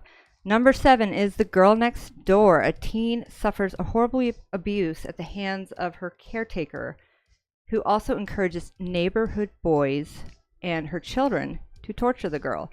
Considered one of the most horrific atrocities in American history, the movie is based on the 1965 murder of Sylvia Likens, who was under the care of Gertrude Barnitsky. Yeah. I can't even say her. I'm butchering her last name, Yep. but who cares? She's a terrible human being. Yes, the worst. Her children and the neighborhood friends would come in, taking turns torturing her, starving her, sexually abusing her, and then one day she succumbed to her injuries. Good Yeah. lord. Yeah, dude, Yeah. that's just a weird ass story too, man. So, terrible human being. Number 6, Wolf Creek. Ooh. Oh, yes, we were actually talking about this last week. Australian film about Ian Millot, a serial killer who tortured and murdered hitchhikers in the late 80s and early 90s. Millett was convicted and died in prison for the 7 young adults found partially buried in the Banglio State Forest. That was a different Ian, just to be clear. I know that Yeah, movie that has is- one of the greatest off-screen gore kills. You don't see anything. You see him pick up a young lady by like her neck, and then he slices through her back and then drops her, and you don't see anything other than her torso and hear Takes a everything. pair of scissors and goes snip Yeah, right on her neck. and you don't. And she's no more moving for you. So I'm like, all right, Chris is like, oh god. Chris would fate if he saw that part. Oh, yeah, Even though you don't I had a visual, and my knees are a little tingly right now. My All right. balls are around my nipples. Number 5, another Australian film in God damn, they're '87. fucked Yeah, they are, man. Get it, There's mate. actually quite a few in there. Another Australian film, Hounds of Love. In Oh. '87, murderous couple roams the streets of Perth searching for a victim to keep as a sexual slave. Based on the Morehouse murders, David and Catherine Byrne were an Australian couple from Perth who murdered 4 women in their home in 1986. The Burnies would lure women into their car and then bring them to their house and torture them. And they had one person get away. So that movie is actually about the woman that got away and subsequently caught them. Man, So, that's when you know you have a really strong relationship. And you're like, Hey, you want to torture somebody? It's like, yeah, get a mate. Let's go out and eat a Vegemite sandwich and capture a woman. speaking of another Australian film, Snowtown. It's an Australian film based on the Snowtown murders committed by Robert Wagner, James Blaskus, and John Bunting in the early 90s. So these guys worked as a team. Yes, the remains of 8 victims were discovered in steel drums in Snowtown, and that movie is pretty accurate to what happened. So you should check it out. All these movies, by the way, are on AMC Plus. Number 3. This is actually a surprising one, and I did not know this. Jennifer's Body. Isn't that the one with Megan Fox? Yes, with Megan I know Fox. What is that one I know that about? one. Yeah, so it was I in. don't think I've ever seen it, but I know. Yep. Yeah. It's inspired by the true story of a 15-year-old Elise Pahier, who was murdered by a group of young boys who believed that if they sacrificed her, they would get powers from Satan. So yeah, that's what. That's not how it works. No, and obviously the movie's a little embellished, but that's what it's based on. Crazy, right? Number 2, the Texas Chainsaw Massacre. based on the real-life murders of Ed Gein, who was known as the Butcher of Plainfield. The story follows Sally and her group of friends on a road trip who unwittingly stumble across an old farm and a terrifying family, one of which wears skin as a mask. That is very awkward. You know what other movie they took elements from Ed Gein? What? Is it on your list? It starts with a P. No. Minions. No, actually, because I'm down to my saw that number movie. one now. Okay, then I can. Let me see. Have you your seen the number- sexual parody version of it? Let me see your number one, so I can see. All right, no, Psycho. Really? Yeah. All right. So in the book in Psycho, he reads about. There's a specific section where he reads about how they used to take people's enemy stomachs. And I guess in some tribe in Africa, I want to say the Zulu, and they would stretch it over a gourd, and that's how they would get Congo drums. And a lot of the stuff about him, like in the book, I don't know if they do it as much in the movie, but it's based on stuff that Ed Gein talked about that he like read and liked. So they like hit that character that was like really weird about. Ooh. Yeah. Interesting. I did not know that. And number one on my list is you would actually appreciate this, Chris. I appreciate all of them. I know most of these stories. So Nightmare on Elm Street. Yep. Yes, it is based loosely on a true story, or at least articles that were written. Surprisingly, Wes Craven divulged that the story is inspired by articles published by the LA Times of a Hmong refugee and his family who fled the war in Southeast Asia at the time. The young boy was having terrible nightmares of events, particularly a burned monster or man chasing him in his sleep. He would stay up for days, worried that the monster would catch him, and when he finally crashed, his parents thought, okay, thank God, everything's going to be okay. They were awoken by his screams in the middle of the night, and when they finally got to him, they found him dead. He had died of a heart attack, stress-induced heart attack. So, yeah, don't go to sleep. And that's my top 10 list. that sucks because sleep is like one of my favorite hobbies. So relaxing. Wish I could do more of it. Yeah, well, this guy again, who has his clones, his space-time bending contraptions. Also, so have you covered stuff that has been? Yeah, I was trying to look up some of the names of the cases because it was 25 years ago that I covered these. So in a different lifetime, I was actually married to the court and crimes reporter in Anchorage, Alaska, and together we covered many horrific cases. It was weird beat to cover, especially being as young as I was, but it was. Was there anything in particular that ever happened in that area in Anchorage that stands out? So I was trying to find the names of the victims. Of course you can't find them, you just find the names of the assholes that did the work. Joshua Allen Wade, he actually died in prison too soon. I think just within the past year. But he was basically a serial killer that went around, if I remember correctly, preying on like homeless and unfortunate women. So where the TV station where I worked was kind of not in a great part of town. And it was the weekend. This is a funny story, crazy story. On the weekend, our newscast was an hour later than our competitions. So they would go at like 5 o'clock and we went at 6 o'clock or whatever it was. On that weekend, they found a dead body in the shed behind a building that was across the street from us where like some of our offices were in that building. Wow. And our competition broke the story. With your did it have your guys' emblem in the background? I don't remember fully, but I mean, that's the property fantastic. was owned by the TV station that I worked for, and it was just she was found dead in a shed behind it. According to Wikipedia, that would have been yes, thank you. Delia Brown. Yep. 33-year-old addict and alcohol.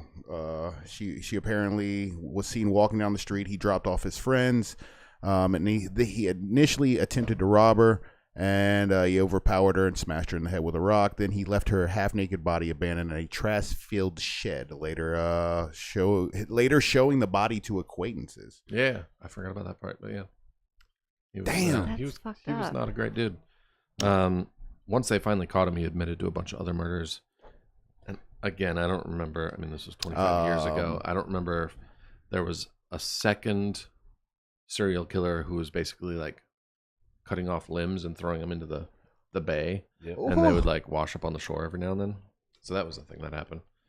Right. And then there was a really big case, and this is the actual name I was trying to find, because through all of this, you get to know the family, and hopefully the family's trusting you enough to tell your story, as the media not skewing the story. Yeah. But it was this young woman who had just moved out of her parents' house, got an apartment downtown, and then there was a weird fire in her apartment, and didn't go very far. But basically, whoever did it, I think, had tried to roll up the carpet with the bloodstains and burn it, and that was a big case back then.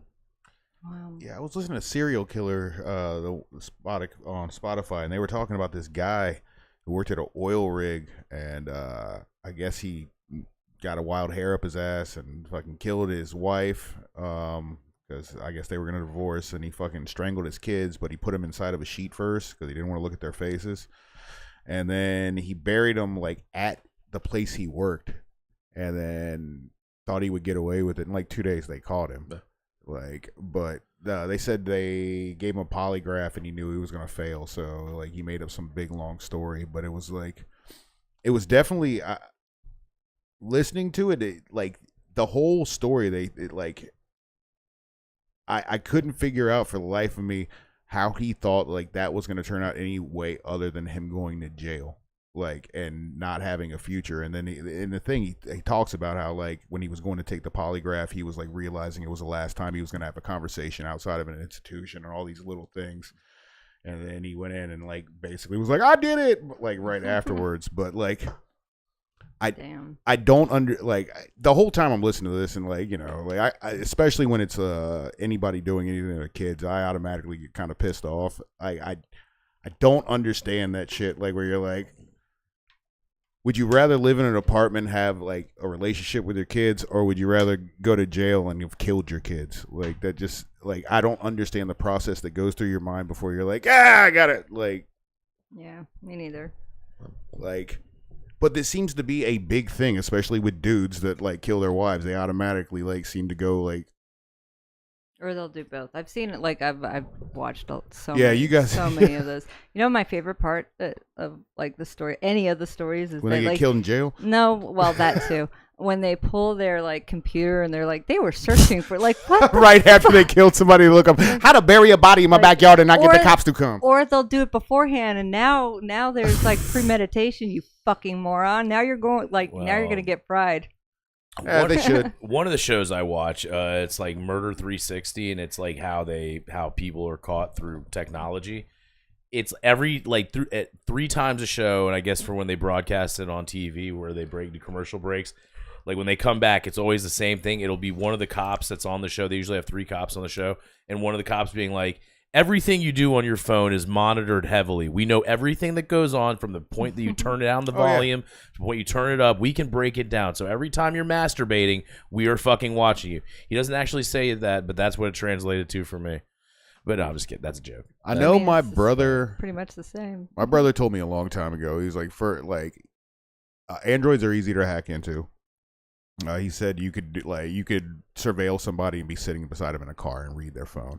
Apple is harder, but they can still get into them. They get it. Do they get into everything? They still need a warrant, though. That's the thing. Like, they need to have some sort of like subpoena. Well, they say that. No, I'm serious. They do. I work for the subpoena department for Nextel. They can get a subpoena. Serious about that. They can get a subpoena, but the person's not going to know. So this simple as them having probable cause, and so they're still walking around doing whack shit. But but in terms of getting all the data off the phone, they used to have to go to California and get Apple to open it up with a subpoena. Now they have software. After that, I think they made a big deal about somebody's phone. Maybe it was. They're doing. There's been a few, I can't off the top of my head I couldn't tell you, but there's definitely been a few legislation that have been passed that that they make it easier for law enforcement to get access to cellular activity. I think the only problem before with Apple, it wasn't that it was just Apple had made it harder for them to get into it. Yeah, they had that one case that they were they were offering, like the FBI was offering, $1 million for somebody to crack it. Yeah. I was like, God damn, man. But yeah, they definitely can get in. Like now, it's not even a matter of getting into your phone. Everything's in the cloud, so they don't even have to access your phone. Like back in the day, though, before the cloud, pre-cloud. I wonder, that is the next stage of the internet. The fact that everything is like Skynet basically now. Well, that's kind of. You ever seen Terminator Genesis? Oh yeah. Life 360 is Terminator Genesis. Yeah, it that really shit is, is dude. fucking. It really is. I don't care what anybody says. They are monitoring biometrics. They know how fast you're going in a car. They can lock the car that you're into if it has OnStar on it. Like you are fucking like it is. That is 100% Skynet. And when it goes live, I hope to be like not John Connor because that looked like a lot of work. That reminds me of the Superior Iron Man that they made for a minute. And it was Iron Man, but it was Tony Stark if he was like still a fucking asshole. So this guy decided that he would make an app that made like people, if you were like whatever was wrong with you, if you couldn't hear, you could be able to hear and all but you had to pay a monthly fee. So as soon as it ran out, so he gave Daredevil, the character, didn't have eyesight, so he gave him eyesight, and then he took it away after a month because he didn't pay his bill, and he was all like it was like torture because he had seen and he hadn't seen since he was a kid. So it was like, how could you manipulate the world if you could make people that were like short, tall, or like people that were like had if like they didn't pay. Well, yeah, turn it off. You're short now again. Ha ha. Get them pickles off the table now, you short shit. All right. Apparently, this case that you were talking about with the serial killer had been featured on Murder She Solved, Cold-Blooded Alaska, Winter Kill, Fatal Frontier, Evil Alaska, and Most Evil Killers. Yeah, it was a pretty big case, but again, that was like, gosh, back in 2000-ish. Yeah, the only thing we've ever had around here was a fucking dude that got chopped up with a broadsword. No, there's a few. There's been a few, man. There was the one was that the one that was on A&E on the when they at the low water bridge. No. This one. That one. I heard about that one. Yeah, no, I haven't heard about this one. That was on First 48. What happened to low water bridge? I ain't never heard. I've been here. You didn't hear about it? Not even once. Yeah, they killed some dude down the low water bridge, and then the reason they found out I guess the reason they could figure it out is because there's a very distinct mineral composition that the low water bridge makes, and they were able to figure that out, I guess. Where did they find the body there, or like was it like way far down Shenandoah? Like, I can't remember off the top of my head. I have to rewatch it. It's been so long, but I do remember that was the episode. Vague. It was like drug related. There was those kids, and then there was kids like 2 or 3 years ago when they fucking killed that kid, then put him in a refrigerator, and then just didn't even know about that one. Yeah, that was another one. I thought that was going to be big. I was ready to like, dude, this is my documentary. The only thing I ever heard about, and I mean, I don't even know if it was here. I think it was like MS killed that girl that was a police informant, but that was somewhere in Shenandoah Valley. I don't know if it was here or not. Yeah, there's that. Dude, you remember that whole you know what story? I'm surprised did not get more national attention because it's a movie unto itself. The EDA scandal. Oh, dude, they just made some announcements this week, like about the monetary stuff. Yeah, the bank is gonna play nice. Yeah, they're gonna like not screw everything over. Like, why haven't they gotten all the money back from these people yet? Why haven't they liquidated? They their don't know assets? where it is, man. Her house, like all her belongings. Take that shit away. Yeah, but I think that like the damage she did far exceeds those assets. Well, that's some of it. Yeah. I don't know. I mean, she's not gonna need it. She in jail. You know what? It would be a long shot. Maybe we'll get one of my homies, Mr. Hope we get Rob McDougal out here. See what he has to say about it. Nah, I don't think Rob is allowed to be on Helltown Radio by virtue of his clearances or job titles or whatever. Shout out Rob McDougal. He's a really good dude. If you don't know who he is, but I'm not gonna drag his name through the mud here. So how much money did this lady steal? Like the last I saw was probably like 19 million or something. I had like 21 in my head. Good God, dude! You can Google that. How do you spend that much money you so got fast, the computer. man? Yeah, you're the brains over here, sir. That's crazy. Well, it's not her to spend it. Well, she lost it. All right. So this is like I remember when it all started. Right. It was they had this. It was back when that was right when I moved out here. By the way, I was like, oh, cool. So I just moved out here too. I guess we'd been here for a couple years. I remember there was a newspaper article. It showed this nice white lady sitting in a Dallas Cowboys chair, holding a bunch of. Yeah, exactly. Holding a bunch of like ticket stubs from the casino, being like, "Hey, just let everybody. I just want to put it out there that I gamble a lot, and that's where all my money comes from. So just saying. So if you have any questions, that's where the money comes from." And I remember seeing it. And I was like, "Why the fuck would anybody, let alone the fucking head of the Economic Development Association, let alone anybody, talk about their gambling winnings on the front page of a local newspaper?" It's done that shit, sung tie shit. And I feel that's probably where the snowball started. I mean, all involved with it. It's like a whole ass story. You have like there was love, there was affairs, there was suicide. The sheriff was involved. He shot himself. There was people let in and out of jail. I mean, families involved. There 666 Shenandoah Shores was one of their fake properties. Oh Lord. Yeah, they did that shit.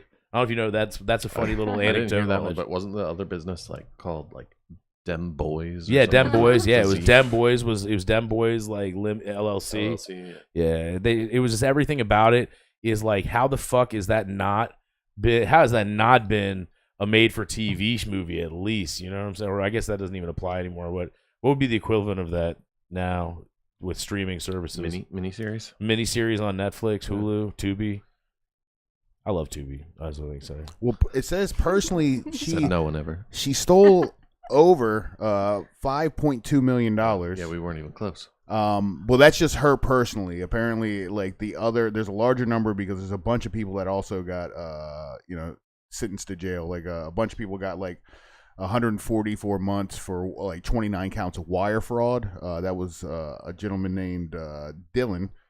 His last name was Dylan. Son of a bitch. But she has to only pay $2.7 million in restitution. Hell of a hustle, man. Now, maybe they had already seized her, like, the money, and that's just what she has to pay back in fines, but they don't really go into details. They said that she's got 14 years in prison. That's just nuts. 14 into, so if she had like, if the difference on that's like 2.5 million, 14 years into 2.5 million, how much is that per year? That's like I don't know. I mean, my brain is not home. Let me look at a calculator. I thought we talked about math earlier. We and your did eyes see falling out that. or Exactly. something. It was about to happen. Look out. Careful. See, it does happen. Here, it's about to happen. No, I'm actually pretty good usually with math on the fly, but right now I'm not. Like, if she'd have, like, she could have bought a car and got away with it. But, like, they're going to notice a couple million. Like, so what is the point of the EDA? What was their role? That's 178,571.43. That's how much money you would make per year on the prison sentence if she did the whole prison sentence. She hid that money? Yeah. So like that would be a good career move for a lot of people. You know what I mean? Like you get you're taken care of. You got 3 hots in the cot for 14 years. Your retirement plan is you come out on the other side with $2.5 million. That's not bad. I know that's there was not bad at all. One of OJ's lawyers did that. He was in trouble for not saying where some shit was, and he did like 3 months in jail. And when he got out, he just kept everything. Yeah, there's a dude. I think I forget what. There's a guy who found that big load of gold. I think it's in Pennsylvania, and is it Pennsylvania? I forget where it is, but he found like a bunch of like millions of dollars in gold for a company, and then he just decided to keep it.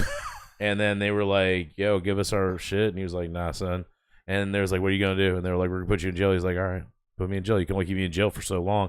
But they found ways to hyperextend the amount of time he's in there. I'd have to look that up, man. Hold on. I want to. It's a game of attrition to see who can win. It's like, all right, yeah, exactly. Add one more year. I think I got 5 more left. I know, right, dude? I'll go hard. The Philippines. Just nothing but lady boys and Lechon. Little zip flop and yeah, that's crazy. I saw a video you should see this search that I'm doing right. It says guy who stole gold and didn't give it back. Let's see if it works. It's gonna be some parable from some religious book. It'll be like the I Chi. All right, hold on. Oh my goodness. I can't imagine, like, you'd think if they wanted to get away with it, they would just like a little bit at a time, not like millions. Yeah, dude. Like I that think seems. it's called greed. Yeah, like, Most people get nervous taking an extra roll of toilet paper home from their job. Like this lady's stealing like fucking a neighborhood's worth of fucking money. There's amazing. wild, It's dude. I can't find the exact story, but I'll find it. She took an average NBA player's rookie salary. yeah, from like the that's government. insane. Like, and then to think that you're not gonna Yeah, like get caught eventually. Like, especially when you're flashing the Wow. money, being like, "I won this gambling." Yeah, I won this gambling. People are Don't ask any confident. questions. Like, this is definitely a legit. She would have been better off being like, "Hey, you know what I do? I sell cupcakes to my friends on the low for cash." She'd have been that better would have off. been a way better. They're that would have very been good way- cupcakes. Yeah. She'd have been better off like doing what Whitey Bulger did, finding people that had won the lottery and you pay them in one lump sum. That's how Yeah. he like Yeah. the reason he got back on the radar. He won the lottery twice in a year because he was laundering money through it, and that's how he got on. No, you know how he got caught. It was Well, in he- Malibu when his neighbors were like, "Hey, aren't you fucking Whitey?" Hello. Dude, a ghost just opened the fucking dude, I door. saw somebody go, man. I hope it's not an explosive package. It's a local religion. it's a ghost. It's a local religious zealot group. I hope we they're have a like ghost. Helltown Radio There was will somebody show down you. there. That was, I Dude. saw this. I saw a dude running out. I was Maybe it was the neighbor. maybe it was Raul. Fucking Kramer. And another thing. Just do it. Let me just talk about this a little bit more.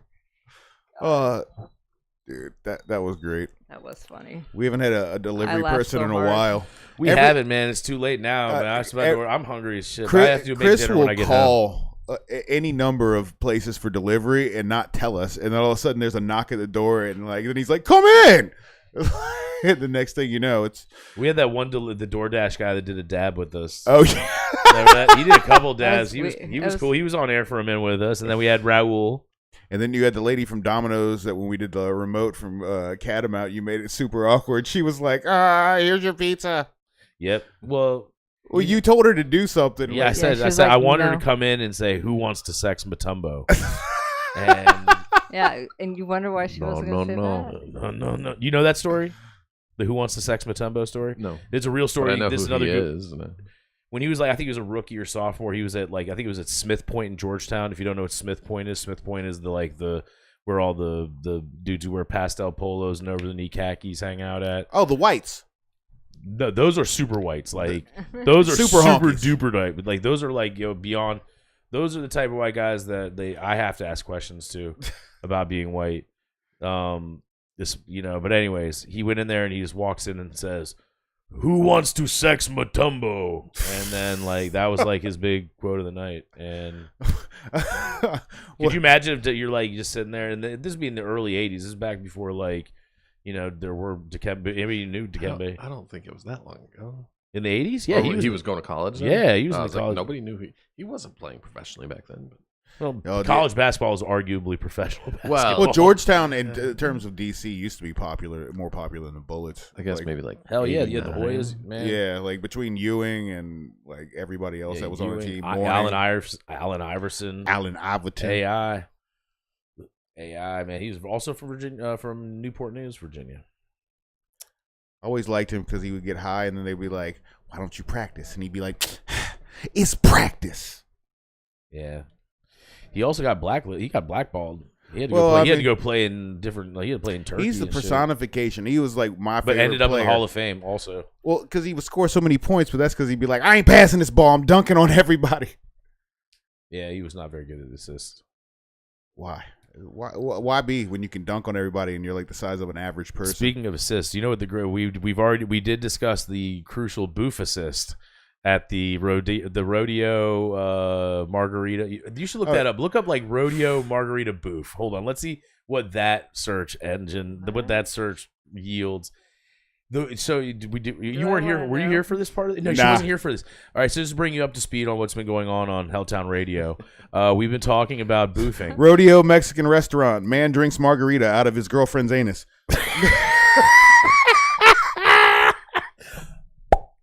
Glug, glug, glug, glug, glug, glug, glug. That's Yeah, that's what I said. fucking disgusting. Yeah, So that's a shitty situation. It was it was the Cadillac margarita, so that makes it that much more classy. I just want to know, did she want for a sugar or salt rim? You know? Hi. Yeah, but chang. If I Who could, does I'm with glad, sugar? I'm Like, glad I got to seriously. get a rim job dad joke out. That was, I like to think that there's some, that holds some water in my stand-up comedy You're career. proud of yourself, aren't you? I sure am, you know. Doesn't Anytime- hold tequila. Apparently, this was a Doesn't hold a family-friendly margarita. restaurant they did this in. She bent over the booth, and then he poured the whole margarita into her butthole. How though? Like Boofing just- in the booth. Like I We're mean, you boofing can't in just the booth. pour it into a tight little butthole. It just goes like then it's all over the floor. She Then had you to have a floor- funnel. There had to been a funnel involved, or Like yeah, there had some, or I don't know, yeah, maybe there had to be maybe something. maybe she has the gift of gape. You know, like who knows? They poured in, and I don't know, man. There's so many there's so much speculation. Somebody just posted a meme, and it just had her face that says "Stinko de Mayo." It was a muddy margarita, man. Oh, Jesus Christ. Man. That was good. It's, Oh man, it's the anus posado. it doesn't say how if it was in a test Reposado. tube or if he just Yes, like what they did, but Rasposado, yes. they said they also put a post up and then tagged the restaurant in the post. Dude, exactly. That place probably Getting they toasted. probably shut down for the weekend. They probably had one Friday night after that, and everybody showed up with funnels, They bring in and they're counsel. like, "Oh Jesus Christ!" Like tarps and funnels. And then somebody got real pissed off and was like, Rodeo Mexican Restaurant dash Waycross, you can try to limit the comments about what happened at your restaurant. However, the truth is that everyone on the clock should be fired.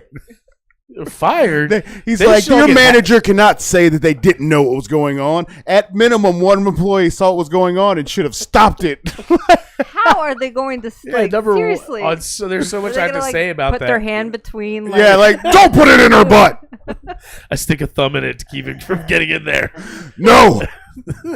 Go outside if you want to drink this out of her anus. They released a statement. We recently became aware of an inappropriate incident that took place in our restaurant.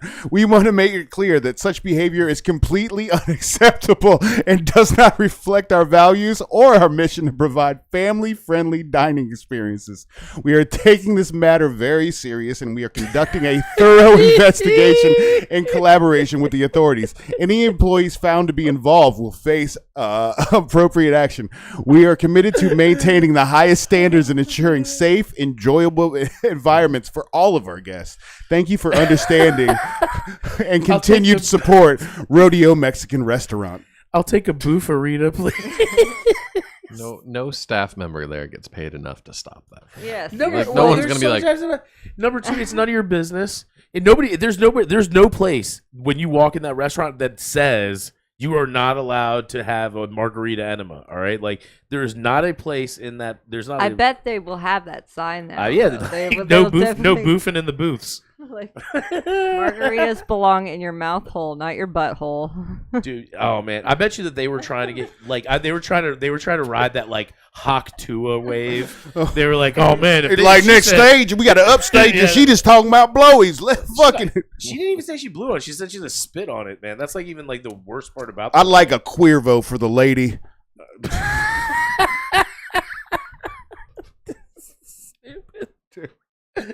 Oh, good stuff, man. Boofing. So, The anyways, fact here that we are. So, also, something I told you were. I was telling Ian when we were outside. I was like, so the fun part about the show is that we like to start off like informative and very, like substantiated. Like it's great. And then we. No, we started and then- off with that story. Yeah, we actually, but we did start off. She's with not here. Quick, let's tell the story.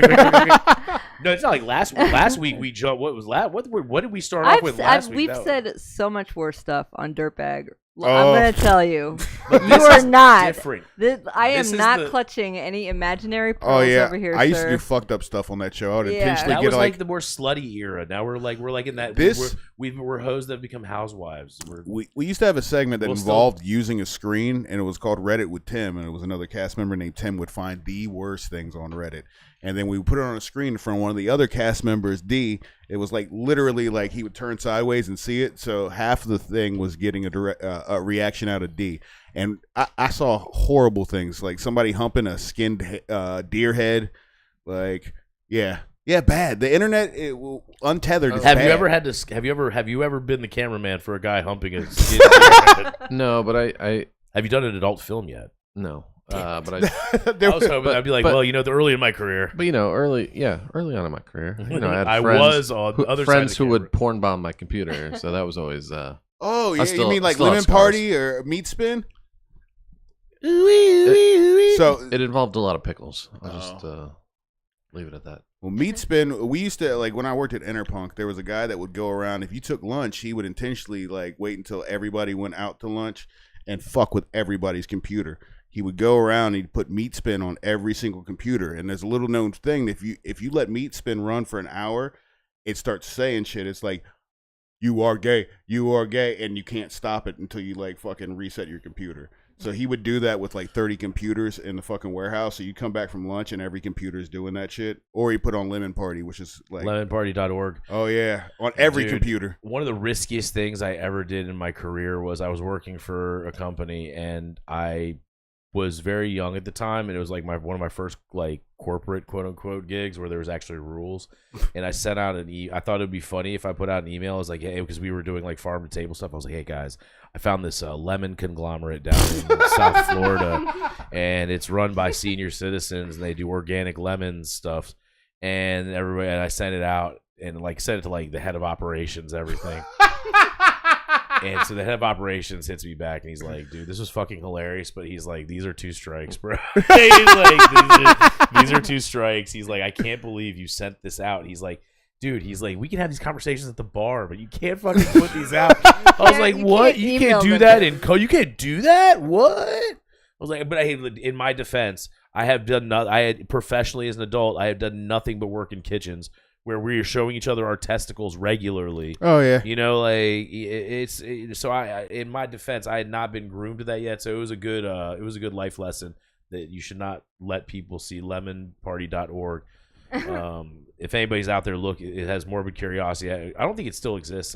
I bet you does, but I'm not putting it on this computer. Yeah, that's how you get. That's how you get All that right, hurt. what is That's how you get that it? 'Cause computer. I'm not gonna look. Oh, it's the 3 old dudes going at it. Yeah, it's like Oh, it's I like don't old. It's I don't senior ever see citizens. that. It's, Yeah, exactly. it's senior homoerotica. Yeah, no, thank you. It's terrible. Like saggy ass No, cheeks. And it's hardcore. Like it's Gawk Fest. Ooh. It is. It is tossing. They're out. You want to talk about if they're doing a salt or a sugar rim job? That shit's just ash. You know, that's a motherfucking Slowly Just- vaporizing. Oh my god. Or Tub Girl. That was another internet classic. One of our bowling shirts for Punk Rock Bowling one year, we took Tub Girl but instead of being poop colored, it was gold silk screen and it said Gold Rush underneath of it. And we wore that while we were bowling. Yucky, owie. Yeah, the early internet was better. Was it though? I mean, I think the earlier. Yeah, it was. You know, it was when there was the margin of error. 2017. That's when it got like a lot of extra. Like it seemed like bots got added to like most social media and like it started. 2017, man. The internet was the shit back when you had to go on. Oh, and dial-up. like 20, like 99. Yeah, when people it was- don't realize how good. Well, actually, it's like I think there was like AOL chat rooms. I think there was a point in time where there was Yeah. like we've crossed the apex line of it, where now AI is starting to take over. Surveillance is an all-time high. We're completely dependent. It's fucking. We're like in that we're like, you know what it's like right now in society. It's like Jenny on Forrest Gump. Like Jenny. we're right now like sitting on the edge of a fucking balcony, like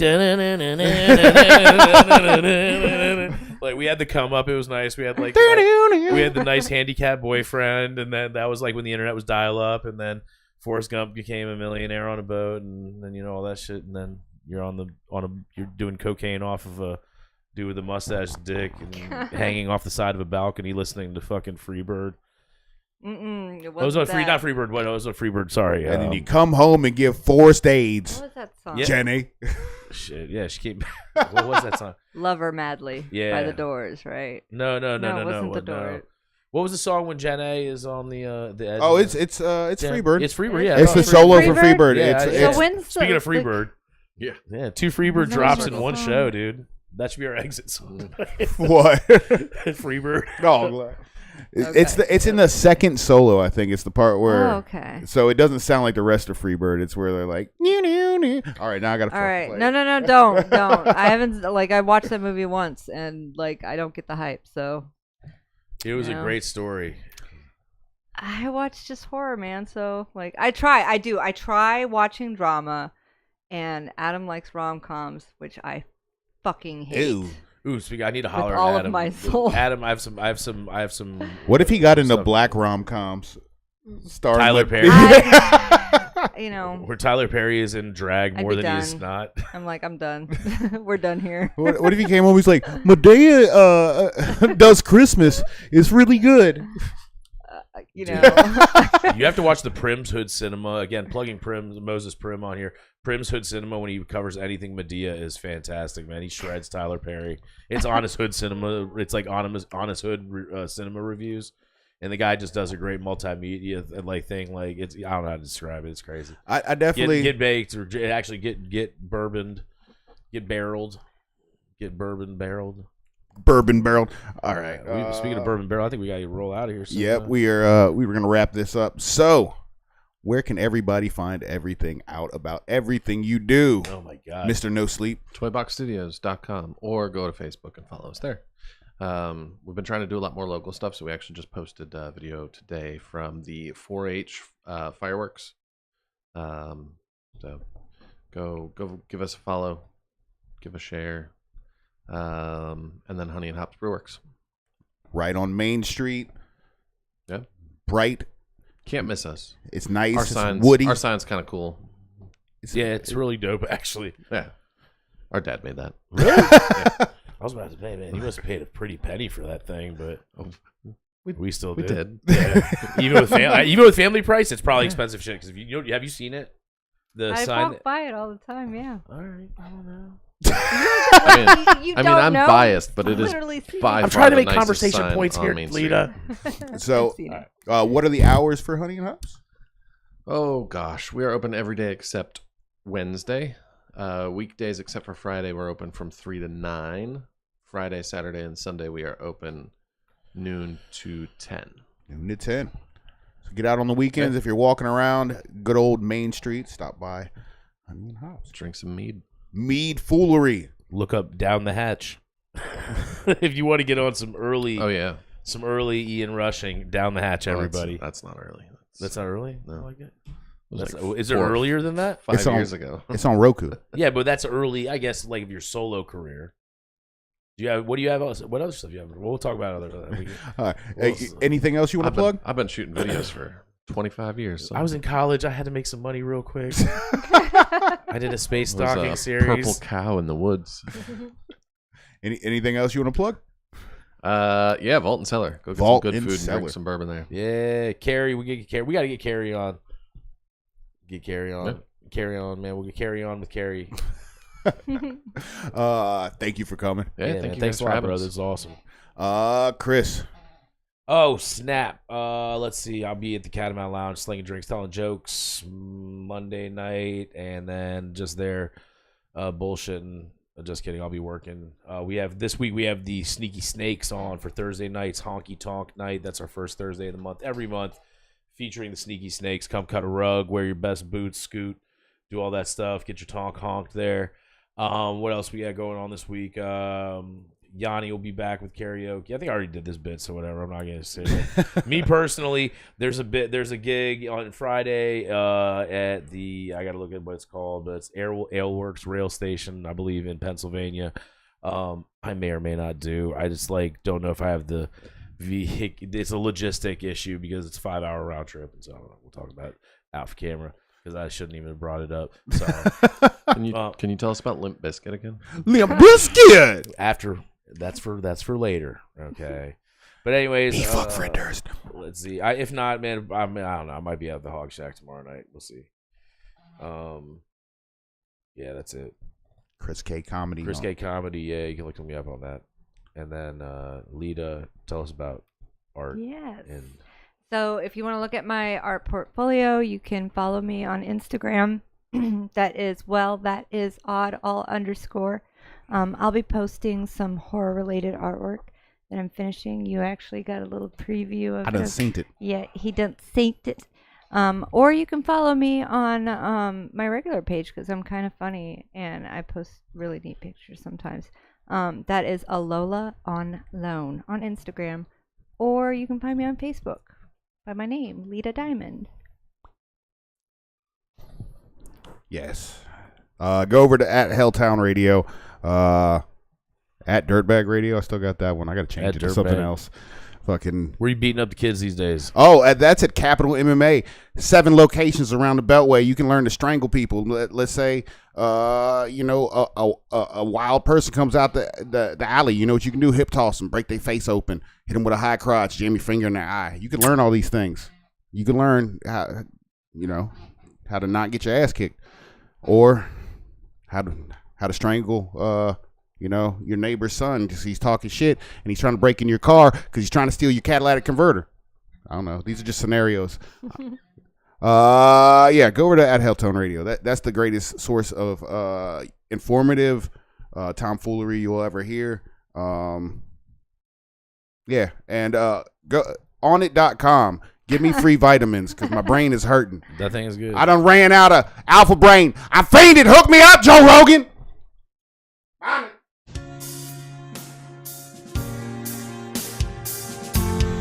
It's got L-theanine in it. Oh, Helltown. What Alpha about GBC. Helltown Girl. We're not playing Helltown Girls and outro. Bye-bye.